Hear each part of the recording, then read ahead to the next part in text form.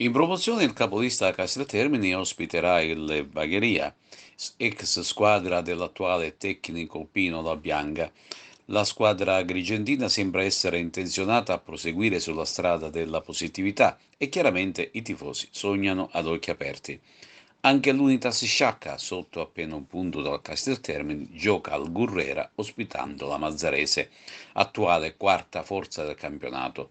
Sul neutro di Raffadali l'Empedoclina se la vedrà con il Casteldaccia, sotto di un punto dalla compagine Granata.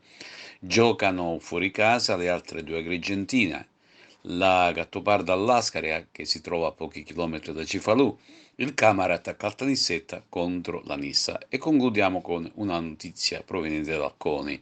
Venerdì prossimo 13 dicembre alle ore 16:30 presso l'Auditorium Rosario Livatino del Polo Universitario di Agrigento si svolgerà la manifestazione Festa dello Sport, cerimonia per la consegna delle onorificenze conferite dalla Presidenza nazionale CONI e dei preniconi provinciali.